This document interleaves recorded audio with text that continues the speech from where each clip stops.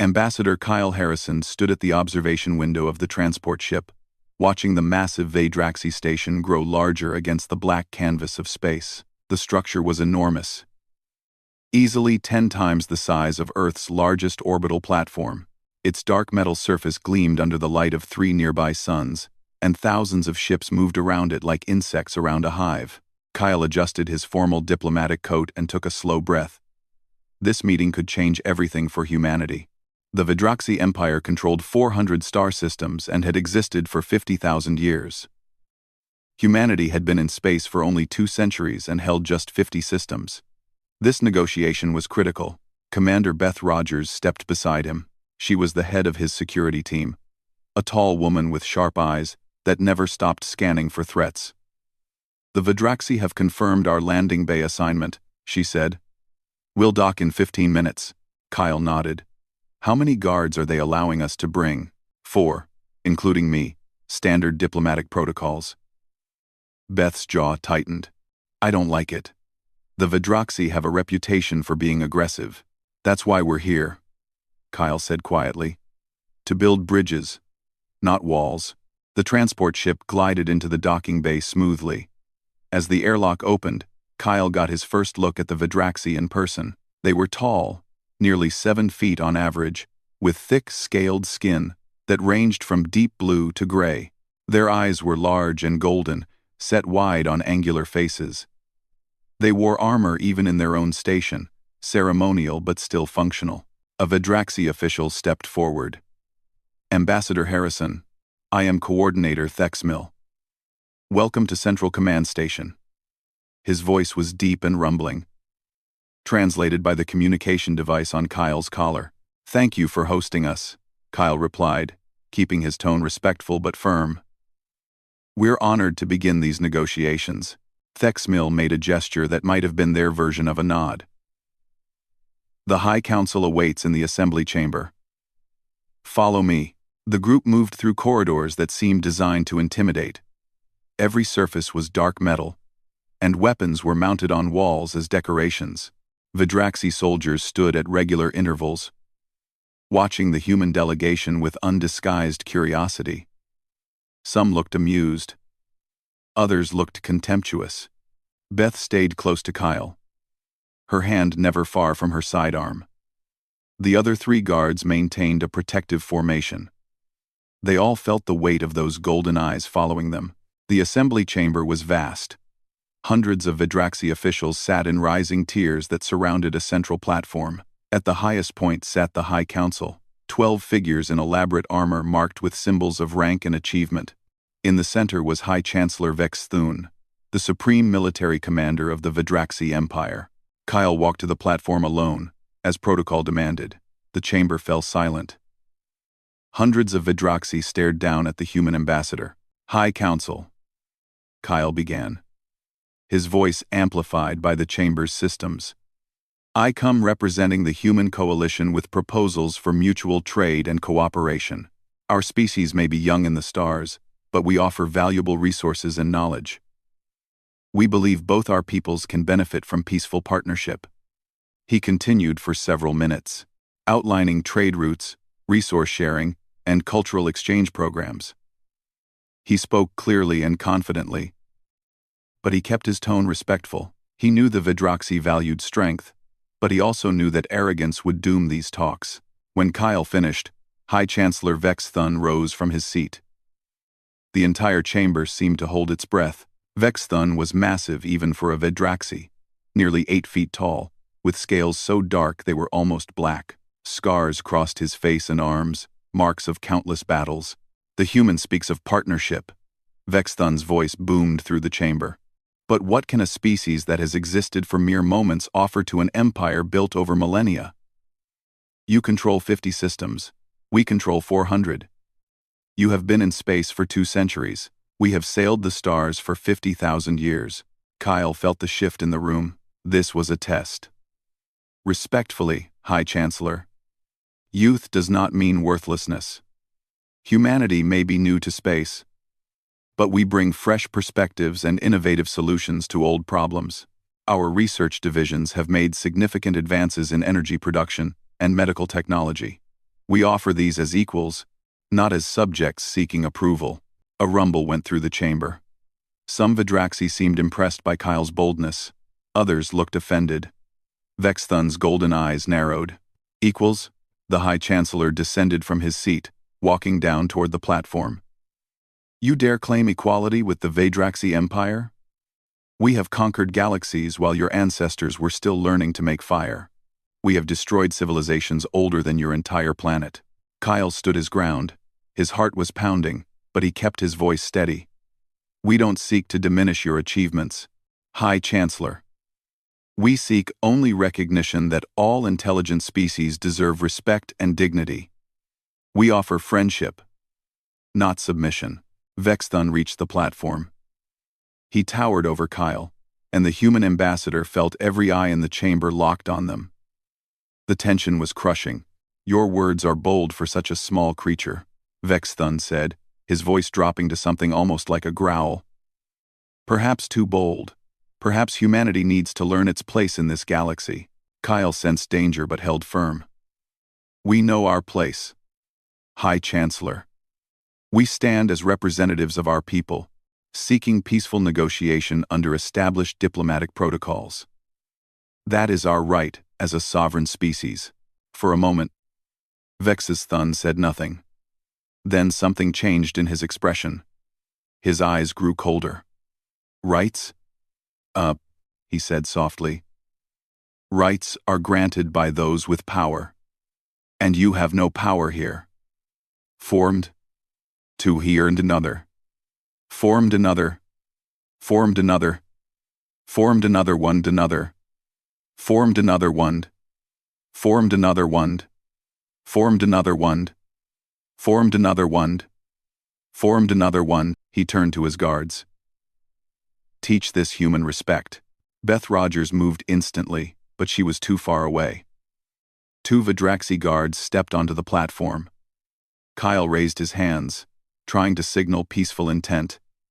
But it didn't matter. The first guard's fist caught him in the chest, lifting him off his feet and sending him crashing to the floor. Pain exploded through Kyle's body. He tried to breathe but couldn't. The second guard kicked him in the ribs. Kyle heard something crack. Stop! Beth's voice rang out as she rushed forward. The other human guards were with her. But Vidraxi soldiers blocked their path. Beth fired her sidearm, but it was set to stun mode for diplomatic protocols. The energy bolt did nothing to the armored Vidraxi, who grabbed her and slammed her against the platform edge. Director Amanda Price stood in the emergency command center on Earth, staring at the screen that showed Kyle Harrison's broken body being dragged away by Vidraxi guards. The footage had been broadcast across the entire station. The Vidraxi wanted everyone to see it. They wanted humanity to know what happened when you challenged their authority. Around Amanda, military and diplomatic personnel worked frantically. Screens displayed ship movements, communication channels buzzed with encrypted messages, and tactical maps showed the positions of both human and Vidraxi fleets. The room hummed with controlled chaos. Ma'am, we're receiving the formal ultimatum from the Vidraxi High Council, said Lieutenant Jason Burke from the communications station. They're demanding a public apology and complete submission to Vidraxi oversight of all human colonial expansion. Deadline is 48 hours. Amanda's hands clenched into fists. What's the status of Ambassador Harrison and his team? Alive but injured. They're being held in the station's detention area. The Vidraxi are denying all requests for medical access. Jason's voice was tight with anger. Admiral Victor Hayes entered the command center, his face grim. He was the head of the Coalition Navy, a veteran of humanity's early expansion conflicts. I've mobilized our fleet, he said without preamble. But we're outnumbered 5-1. If the Vidraxi bring their full military force, we can't win a direct engagement. Amanda turned to face him. Then we negotiate. We find another way. With respect, Director, they just beat our ambassador unconscious on live broadcast. They're not interested in negotiation. They want submission. The Admiral's jaw worked. And if we don't respond, every other species in the galaxy will see humanity as weak prey. Before Amanda could respond, an alarm sounded. Every screen in the command center suddenly went blank for 3 seconds. Then text appeared, white letters on a black background, the same message repeated in dozens of languages, scrolling across every display. The compact remains. They have been warned. The room fell silent. Everyone stared at the screens. "What the hell is that?" Admiral Hayes demanded. "Unknown origin," Jason said, his fingers flying over his console. The message bypassed every security protocol we have. It came from outside our network entirely. "Ma'am, I've never seen anything like this. It's like it wrote itself directly onto our displays." Amanda felt a chill run down her spine. "Can you trace it?" "I'm trying, but the source is showing as deep space coordinates that don't correspond to any known facility or relay." Before anyone could process this, more reports started flooding in. Ships across human space were detecting strange energy signatures. Sensor arrays were picking up massive power readings appearing and disappearing across dozens of systems. Captain Greg Mitchell's voice came through the communication system. "Earth Command, this is Pioneer's Light. We're investigating one of the old relay stations near Proxima. You need to see this." A video feed opened. It showed an ancient structure floating in space. A massive ring made of materials that looked like crystallized starlight. Humanity had found dozens of these relay stations during their expansion, but none of them had ever been active. They were ruins from a civilization so old that no records of them existed. Scientists called them the architects, because their technology was far beyond anything modern species could understand. But this relay station was glowing. Energy patterns flickered across its surface like living lightning. Greg Mitchell appeared on screen, his face a mix of excitement and fear. "It activated 30 minutes ago, right after the attack on Ambassador Harrison.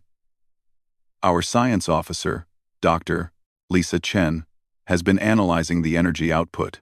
Lisa, show them what you found." A woman with gray hair appeared beside Greg. Her hands shook as she held up a data tablet. "Director Price, we've accessed the station's data core. It's been recording everything in this sector for millions of years, and we found something impossible." Lisa touched the tablet, and a holographic map appeared. It showed Earth's solar system, but the date stamp made Amanda's breath catch. 3 million years ago. The station's records show that Sol was marked by the architects as a protected system, Lisa continued. "Not just marked, but given active protection protocols. The designation translates roughly as Genesis World. It means Earth was identified as a planet that could spawn intelligent life. The architects put safeguards in place to protect any species that evolved here during their vulnerable early expansion phase." Admiral Hayes stepped closer to the screen. "You're saying humanity has been under some kind of protection for millions of years? That's impossible. No one knew humans would exist. The protection wasn't for humans specifically," Lisa explained. "It was for whatever intelligence might arise from Earth. The architects apparently identified certain planets across the galaxy that had the right conditions for complex life and protected them. They wanted to make sure younger species would have a chance to develop without being destroyed by aggressive empires." Amanda's mind raced. "How long does this protection last?" "According to the records, until the protected species either develops sufficient defensive capability or until someone violates specific protocols designed to safeguard the species' development." Lisa's expression grew grave. "One of those protocols is diplomatic immunity. Attacking a diplomat operating under established peace negotiations counts as an extinction-level threat to the species' political development." The room went completely silent. "So, the Vidraxi attacking Kyle," Jason started, "triggered the protection system," Lisa finished. "And based on these energy readings, it's not just this relay station. We're detecting activation signatures from similar structures across the entire galaxy. Whatever the architects built to protect Genesis worlds, it's waking up." Amanda turned to Admiral Hayes. "How long do we have before the Vidraxi fleet reaches our colonies?" "Their nearest battle group could be at New Haven in 36 hours. Then we have 36 hours to figure out what these protection systems are going to do." Amanda looked back at the screen showing Lisa. "Dr. Chen, I need every piece of information you can extract from that station." I need to understand what we're dealing with. Director, there's one more thing, Greg Mitchell said. His voice was quiet but urgent. We've been monitoring Vidraxi communication channels. They're getting the same energy readings we are. Their scientists are detecting the relay activations. But High Chancellor Vex Thun is refusing to acknowledge them. He's calling it a human trick. He's accelerating the military deployment. Amanda felt her stomach drop. The Vidraxi were walking into something they didn't understand, and their arrogance was blinding them to the danger. Send an urgent message to the Vidraxi High Council, Amanda ordered. Tell them about the architect stations. Tell them they need to release Ambassador Harrison immediately and withdraw their forces. Ma'am, they won't listen. Admiral Hayes said, send it anyway. We need it on record that we tried to warn them. Over the next 12 hours, the situation escalated. More relay stations activated across the galaxy. Ships from multiple species reported seeing massive structures appearing in deep space, objects the size of small moons that materialized from nowhere. The structures didn't attack or communicate. They simply appeared and waited. The Vidraxi ignored every warning. High Chancellor Vex Thun addressed his empire in a broadcast that human intelligence intercepted. He declared that humanity was using some kind of ancient weapon system and that the Vidraxi Empire would not be intimidated. He ordered his fleets to proceed with the attack on human colonies. In the detention area of the Vidraxi station, Kyle Harrison regained consciousness. His entire body was pain. Several ribs were broken, and his left arm was badly damaged. Beth Rogers sat against the wall nearby, her face bruised but her eyes alert. Kyle, she said softly when she saw him wake, don't try to move. You're hurt, badly. Captain Nicole Hayes stood on the bridge of the patrol ship Frontier Watch, stationed at humanity's furthest outpost near the Vidraxi border. The past 24 hours had been the strangest of her career. Her sensor array was lighting up with contacts that shouldn't exist. Captain, I'm reading another massive energy signature, said her sensor officer, Lieutenant Paul Chen. Distance approximately 2 million kilometers. It's bigger than the last 3. Nicole moved to his station and looked at the display. A structure was appearing in space where nothing had existed moments before. It materialized slowly, becoming solid and real, as if reality itself was being rewritten. The object was enormous, easily the size of Earth's moon, made of materials that her sensors couldn't properly identify.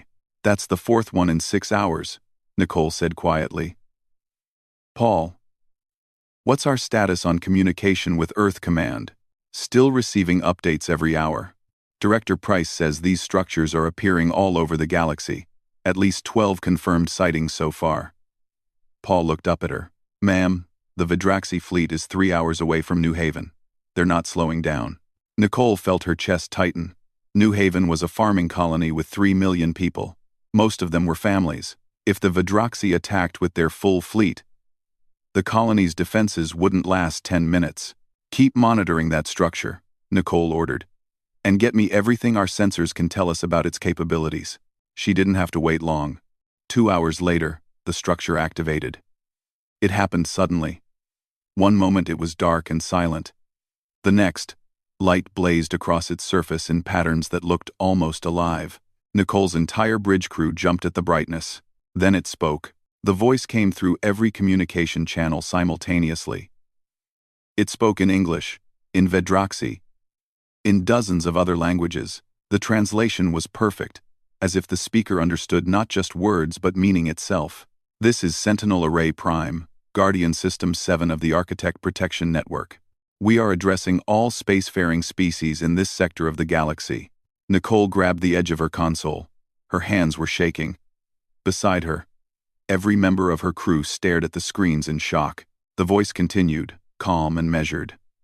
3 million years ago, the civilization you know as the Architects identified certain worlds across this galaxy as Genesis planets. These are worlds with the potential to spawn sapient life. Our creators established protection protocols to ensure that any species arising from these worlds would be given opportunity to develop without facing extinction from aggressive empires during their vulnerable early expansion. Period. A holographic display appeared in space. visible to every ship in the system. It showed a map of the galaxy, with 17 points, glowing in different colors. One of them was Earth. The world you call Earth is one such Genesis planet. The species known as humanity is currently under active protection protocols. These protocols remain in effect until humanity either achieves sufficient defensive capability or until a fundamental violation occurs that threatens humanity's developmental potential. Nicole's communication officer, Sarah Park, looked at her with wide eyes. Captain, every ship in human space is receiving this message. It's broadcasting across the entire galaxy. The recent attack on human ambassador Kyle Harrison constitutes a violation of diplomatic immunity protocols, the Sentinel continued. Such attacks are classified as extinction-level threats to a protected species' political and social development. Therefore, protection measures are now being activated. The holographic display changed. It now showed the Vidraxi fleet approaching New Haven. 300 warships in perfect formation, moving at combat speed. Nicole had seen the intelligence reports. That fleet carried enough firepower to crack a planet's crust. We are Sentinel Array Prime, and our 11 sister arrays positioned throughout this galaxy. We were built with one purpose: to protect potential. We do not seek conflict. We do not desire control. We exist only to ensure that younger species are given the chance to prove what they can become. The voice paused. When it spoke again, there was something that might have been sadness in its tone. The Vidraxi Empire has been warned. The consequences of continued aggression will be severe. This is our final notice. Then the Sentinel went silent. But it didn't go dark.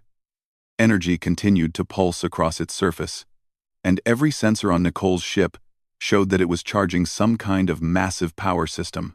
Captain, Paul said urgently. The Vidraxi fleet just dropped out of faster-than-light travel. They're entering the New Haven system. Nicole pulled up the tactical display. 300 Vidraxi warships were spreading into attack formation around the colony world. New Haven's small defense force of 12 patrol ships moved to intercept, but everyone knew it was pointless. They were buying time for evacuation shuttles to launch. Open a channel to the Vidraxi fleet, Nicole ordered. Maybe we can still stop this. Channel open, Sarah confirmed. This is Captain Nicole Hayes of the Human Coalition to Vidraxi War Commander. You are approaching a civilian colony world. You've heard the warning from the Sentinel systems. Please withdraw your forces before it's too late. There was a long silence. Then a Vidraxi voice responded, harsh and angry. This is War Commander Seth Cax. The Vidraxi Empire does not take orders from humans or from ancient machines. Your people insulted the High Chancellor. You will learn the price of disrespect. On the tactical display, Nicole watched the Vidraxi fleet power up their weapons. Energy signatures spiked across all 300 ships. They were preparing to fire everything they had at New Haven's cities. All ships, prepare for evasive action, Nicole said quietly to her crew. If those weapons fire, the shockwave alone could damage us from this distance. The Vidraxi fleet fired. 300 ships unleashing their full arsenals at once. It should have been overwhelming. It should have been unstoppable. But nothing happened. The weapons fired. Energy built in the Vidraxi ship's systems. Missiles launched from their tubes. But then, simply, everything stopped working. The energy beams dissipated before reaching their targets. The missiles went dead mid-flight, floating harmlessly in space. The torpedoes failed to arm, and then the Vidraxi fleet couldn't move. Captain. Paul's voice was barely above a whisper. I'm reading some kind of energy field forming around the entire Vidraxi fleet. It's coming from the Sentinel structure. Ma'am. Every Vidraxi ship just lost all power to weapons, engines, and shields. Life support and communications are still functioning, but everything else is dead. Nicole stared at the display in disbelief. 300 warships, each one capable of destroying cities, had been rendered completely helpless in a single moment. No explosions. No destruction. Just instant, total neutralization. Sarah looked at her sensor readings in shock.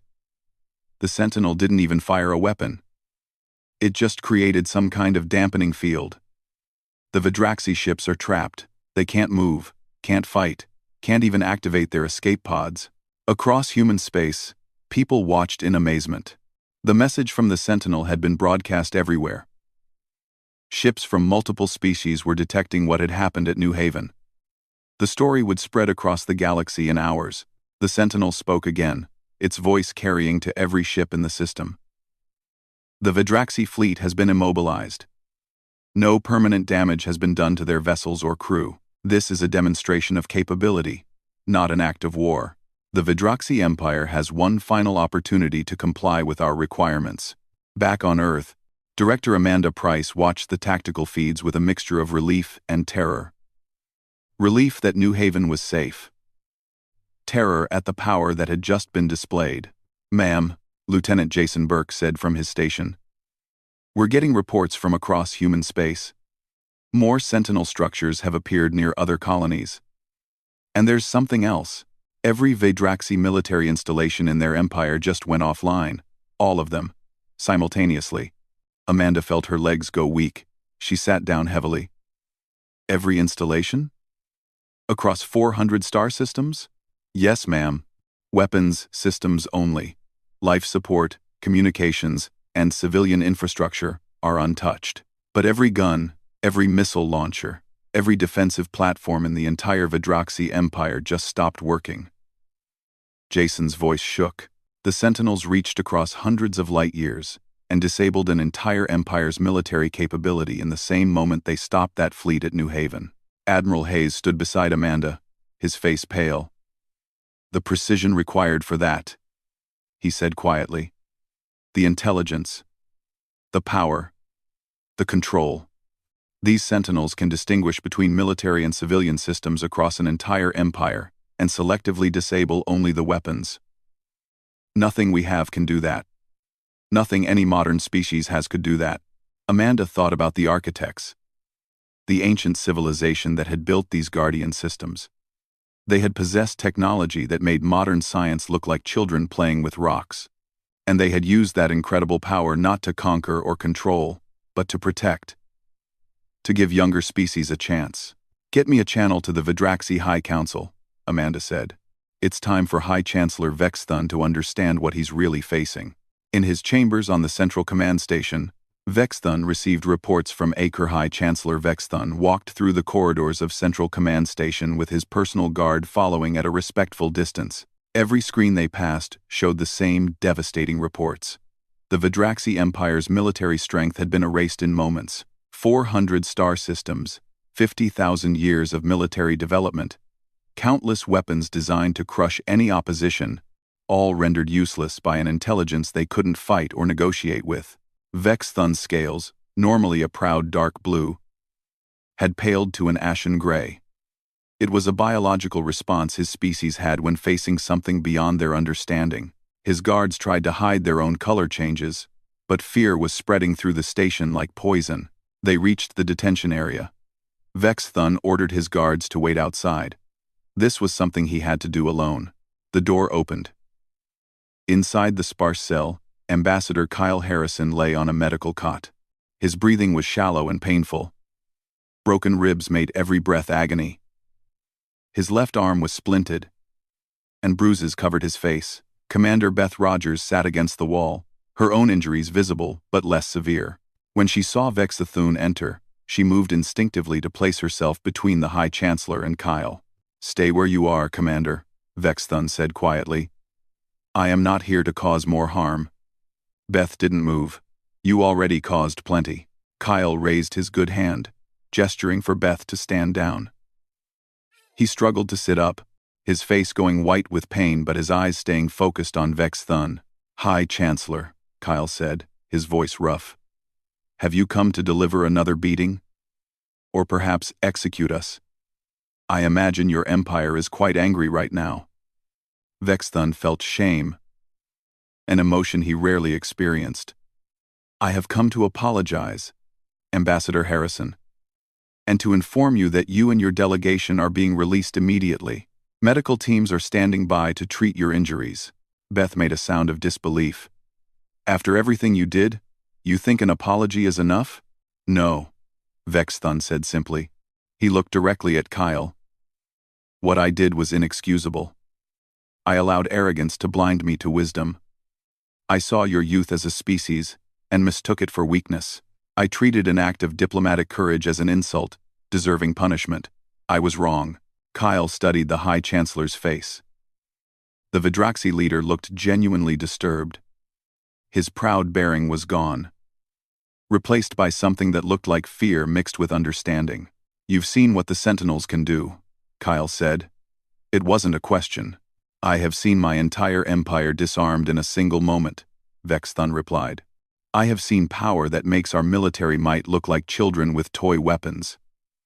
I have learned that there are forces in this galaxy far older and far more powerful than the Vidraxi. He paused. Forces that judge actions, not military strength. To see, medical teams arrived and began treating Kyle carefully. The human ambassador gasped as they stabilized his injuries properly. But he never broke eye contact with Vexthun. The Sentinels want more than my release, Kyle said. Don't they? They want us to sign a treaty, Vexthun confirmed. A formal agreement that attacking diplomats under peace protocols violates fundamental galactic law. They want it to apply to all species, not just humanity, and they want the Vidraxi Empire to acknowledge publicly that we were wrong. And will you? Kyle asked. Vexthun was silent for a long moment. Then he spoke words that would have been unthinkable 48 hours ago. Yes. Because the alternative is the complete destruction of everything my people have built. The Sentinels demonstrated their power without killing anyone. They disabled our weapons but left our civilians untouched. That precision terrifies me more than any show of destructive force could. He looked at Kyle with those golden eyes that now showed genuine respect. They could have destroyed us. They chose not to. That restraint, combined with that power, tells me we are dealing with an intelligence that operates on principles we barely understand. And I will not gamble my entire species against such an enemy. 3 days later, Captain Greg Mitchell stood in the observation deck of Pioneer's Light, watching as representatives from dozens of species gathered on a neutral station for an emergency galactic assembly. His science officer, Dr. Lisa Chen, stood beside him with a tablet full of data they had extracted from the architect relay stations. It's incredible, Lisa said, scrolling through information. The architects existed at least 3 million years ago. They had technology that makes anything we have look primitive. They could have conquered the entire galaxy easily. But they didn't, Greg said. They built protectors instead. Why? That's what I've been trying to understand, Lisa replied. She pulled up a document, one of the few pieces of architect writing they had successfully translated. This is from their central database. It's something like a mission statement. Listen to this. She read aloud from the tablet. We have reached the end of our time. Our species faces extinction from a threat we cannot overcome. We have the power to fight, to rage against our ending, but such actions would be futile and destructive. Instead, we choose to leave a gift. We have identified worlds throughout this galaxy that show potential for generating sapient life. We protect them not because we can save ourselves, but because we can save others. Let our final act be one of hope, not despair. Let younger species have the chance we did not. Greg felt a chill run through him. They were dying. And instead of spending their last years trying to survive, they built these sentinels to protect species that wouldn't exist for millions of years. Exactly, Lisa said softly. That's the kind of civilization they were. And that's why the sentinels operate the way they do. They're not weapons. They're guardians built by a dying species that wanted to help others live. Down in the assembly hall, Ambassador Kyle Harrison prepared to address the gathered species. His arm was still in a brace and his ribs were healing, but he had insisted on being present. This moment was too important to miss. The hall was vast, with representatives from over 50 different species. The Vidraxi delegation sat in a prominent location, with High Chancellor Vexthun himself present. It was unprecedented for the Vidraxi leader to attend in person, but these were unprecedented times. Kyle walked to the central platform, moving carefully. The room fell silent. Representatives of the galactic community, Kyle began. We are here because of an attack. An attack that violated diplomatic immunity and threatened to start a war. But we are also here because that attack triggered something none of us expected. It woke guardians that have slept for millions of years. He gestured, and a holographic display showed the sentinel structures positioned across the galaxy. The architects are gone. Their civilization ended before most of our species existed. But they left us a gift. They built systems designed to protect younger species during their most vulnerable periods, not to control us, not to conquer us, to protect us. Kyle's voice grew stronger. Earth was designated a Genesis world 3 million years ago. The architects didn't know humans would evolve there. They just knew the planet had potential. They wanted to make sure that whatever intelligence arose from Earth would have a chance to grow without being destroyed by more aggressive empires. He looked directly at Vex Thun. The High Chancellor attacked me because he saw humanity's youth as weakness. He believed age and military power gave the Vidraxi the right to demand submission. But the architects understood something the Vidraxi forgot. Every species was young once. Every empire started small. And younger species deserve the opportunity to prove what they can become without being crushed before they have a chance. Vex Thun rose from his seat. The room tensed. But the High Chancellor simply bowed his head, a gesture of respect in Vidraxi culture. Ambassador Harrison speaks truth, Vex Thun said, his voice carrying through the hall. I attacked him because I saw humanity's 2 centuries in space and dismissed them as insignificant. I forgot that the Vidraxi were also young once. I forgot that strength without wisdom is just violence. The Sentinels reminded me of this lesson in a way I will never forget. He turned to address the entire assembly. Today, the Vidraxi Empire formally apologizes for the attack on Ambassador Harrison. We acknowledge that we violated diplomatic protocols and fundamental principles of interstellar law, and we propose a treaty, open to all species, that establishes clear protections for diplomats operating under peace negotiations. The room erupted in discussion.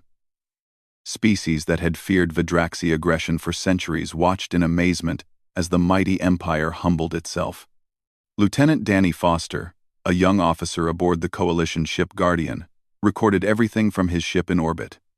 He was only 23 years old, barely out of the academy. He had joined the Navy expecting to spend years on routine patrols. Instead, he was witnessing history. This is incredible, he said to his captain.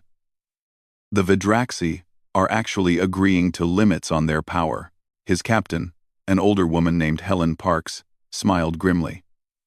They don't have a choice. The Sentinels proved they can reach into any system, any facility, and disable weapons with surgical precision. The Vidraxi can either adapt to this new reality or face permanent disarmament. They're choosing wisely. Do you think the Sentinels will go back to sleep? Danny asked. Eventually, Helen said. But they'll be watching. And every species in the galaxy now knows they exist. That changes everything. Aggressive empires will have to think twice before attacking younger species. They'll never know if they're targeting another Genesis world with active protection. 3 months after the incident at Central Command Station, Ambassador Kyle Harrison stood at another podium, this time addressing a much larger gathering. The Grand Assembly Hall, on the neutral world of Harmony Station, held representatives from over 200 species. It was the largest diplomatic gathering in recorded galactic history. Kyle's injuries had healed, though he still felt occasional pain in his ribs when he breathed deeply. The physical scars were fading.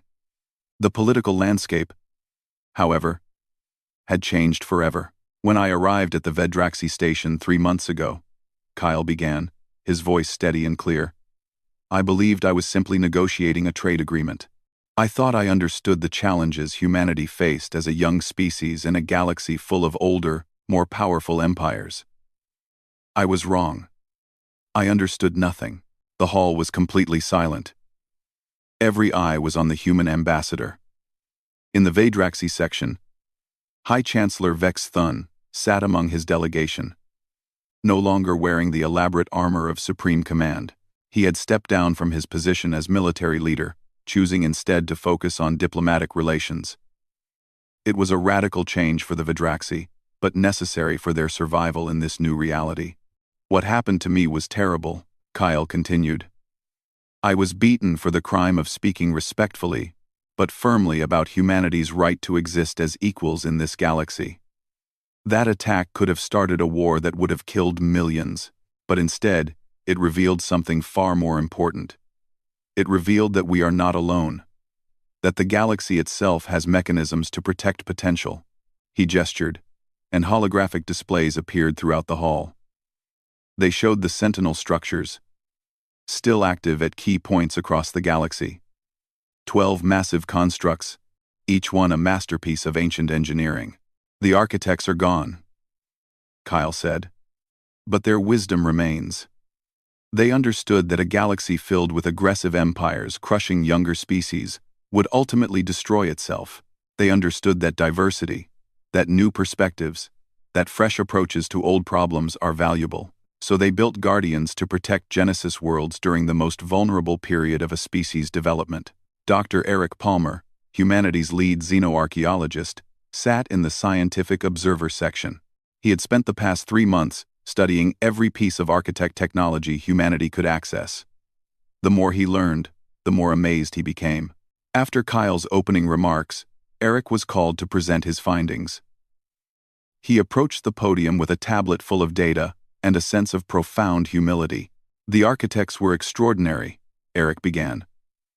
Our analysis suggests they were at least 10 million years old as a civilization. They had technology that seems almost like magic to us. They could manipulate space and time, create matter from energy, build structures that exist in multiple dimensions simultaneously. They had everything. They had everything. He paused, looking around the hall. And they were dying. We found records indicating they faced a threat they called the convergence. We don't understand exactly what it was, but it was spreading through their space, destroying everything it touched. The architects calculated they had perhaps 1,000 years before extinction. Eric pulled up a document, one of the last messages left by the architects. This is their final transmission. It was encoded into every Sentinel system. Let me read it to you. His voice was quiet but clear. To whoever finds this message, greetings from a dying civilization. We are the architects, and we will soon be gone. The convergence cannot be stopped or escaped. We have tried everything. In our final years, we faced a choice. We could spend our remaining time trying futilely to save ourselves, or we could ensure that others would have chances we did not. We chose hope over despair. We chose to protect potential. If you are reading this, our sentinels have activated. A protected species has been threatened. We hope our guardians serve you well. We hope you build a better galaxy than we could. That is our final wish. The hall was silent for several heartbeats. Then someone in the audience began a gesture of respect, and it spread through the entire assembly. Hundreds of species, each with their own way of showing reverence, all honoring a civilization that died millions of years before any of them existed. Commander Beth Rogers watched from the observation deck above the main hall. Her injuries had healed completely, and she had been promoted for her actions during the crisis. But she felt different now. The universe seemed bigger, stranger, and somehow more hopeful than it had before. It makes you think, said the officer standing beside her. Lieutenant Karen White. The architects were facing extinction. They could have used all their power to try to survive. Instead, they built these sentinels to protect species they would never meet. Beth nodded. It's the ultimate act of faith in the future. They couldn't save themselves, so they made sure others would be saved. Back in the main hall, Kyle had returned to the podium. The sentinels revealed something else important, he said. Earth wasn't the only Genesis world. The architects protected 17 planets across the galaxy. 2 of those worlds now host thriving civilizations. The Kalari and the Morphin peoples evolved on protected worlds. They never knew they were being guarded. They thought their development was natural. Representatives from both the Kalari and Morphin delegations looked at each other in surprise. Neither species had known about their protected status until the recent Sentinel activation. This means something crucial, Kyle continued. The architects didn't protect humanity because we're special. They protected us because we had potential. The same potential that every intelligent species has, the potential to learn, to grow, to contribute something valuable to the galaxy. They believed in that potential enough to spend their final years building systems to protect it. He looked directly at Vex Thun. The High Chancellor attacked me because he saw humanity's youth and small territory as signs of insignificance. But the architects saw something different. They saw a Genesis world, a place where intelligence had emerged naturally. They knew that given time and protection, any species from such a world could become something remarkable. Vex Thun rose from his seat. The assembly tensed, but the former High Chancellor simply walked to the platform and stood beside Kyle. It was a powerful image, the representative of an ancient empire standing as an equal beside the ambassador of a young species. I have learned much these past months, Vex Thun said, his translated voice carrying throughout the hall. The Vedroxy built our empire through conquest and military might. We believed age gave us superiority. The Sentinels taught us we were wrong. Power without wisdom is meaningless. Military strength without ethical foundation is just organized violence. He turned to face the assembly. The Vedroxy are old. We have existed for 50,000 years. We have seen thousands of younger species arise and develop. In the past, we treated them as obstacles or resources to be controlled. We forgot that we too were young once.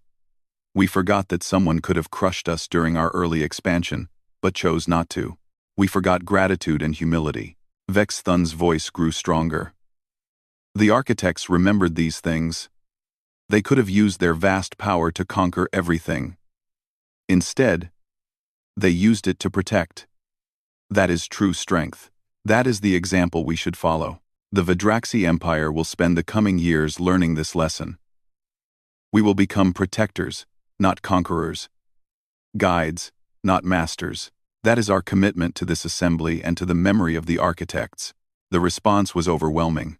Species that had feared the Vedroxy for centuries watched in amazement as the empire transformed its entire philosophy. It wouldn't happen overnight. Cultural change took time, but the commitment was real and public. Captain Nicole Hayes, still stationed at the frontier outpost, continued monitoring the Sentinel structure in her sector.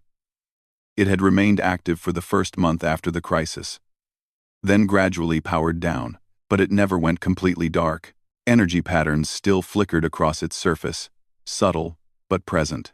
It's like it's sleeping, her sensor officer, Lieutenant Paul Chen, said as they watched the readings. Not off, just resting. Waiting. That's probably exactly what it's doing, Nicole replied. The Sentinels proved they can activate instantly when needed. Every aggressive empire in the galaxy knows they're out there now. That knowledge alone will change behavior, Paul smiled. We've got ancient babysitters watching over us. It's kind of comforting and terrifying at the same time. That's the point, Nicole said. The architects wanted younger species to have protection, but they also wanted us to eventually outgrow the need for it. These Sentinels won't be active forever. Eventually, humanity and other protected species will develop enough that the Guardians will recognize we can defend ourselves. Then they'll go back to sleep permanently. Do you think we'll be ready for that? Paul asked. Nicole considered the question. I think the architects believed we would be, and they've been planning this for millions of years. I'm inclined to trust their judgment. The treaty that emerged from the Grand Assembly became known as the Architect Accords. It established clear protections for diplomatic missions, mandatory peaceful negotiation periods before any military action, and recognition of younger species' rights to develop without interference. Over 200 species signed it in the first week. More importantly, it established the principle that older species had a responsibility to help younger ones, not to control them or dominate them, but to guide and protect them the way the architects had protected Genesis worlds. Kyle stood in his quarters on Harmony Station after the final signing ceremony. Through his window, he could see ships from dozens of species departing, carrying the news of the new treaty to their home worlds. His communication device chimed. It was a message from Earth. Director Amanda Price appeared on the screen. Kyle, you did it. The Accords are being ratified across human space. You turned a disaster into a foundation for lasting peace. Kyle shook his head. I didn't do anything, Amanda. I got beaten unconscious. The architects did the real work. The architects built the tools, Amanda replied. But you showed everyone how to use them. You stood in front of an aggressive empire and spoke about dignity and respect.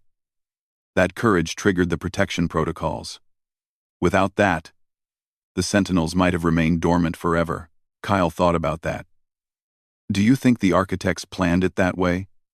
That they needed someone to stand up to aggression before their guardians would activate? Maybe, Amanda said. Or maybe they just knew that any species worth protecting would eventually produce people willing to stand up for principles, even when facing impossible odds. Either way, you did humanity proud. The call ended, and Kyle looked out at the stars. Somewhere out there, the Sentinels watched. Ancient machines built by a dying civilization that chose hope over despair. They had changed everything, not through destruction or conquest, but through the simple demonstration that protection was possible. That principles mattered. That power could be used to help rather than harm. Kyle thought about Earth, about the 3 million years those guardian systems had waited for humanity to emerge and develop, about the faith the architects had shown in species they would never meet.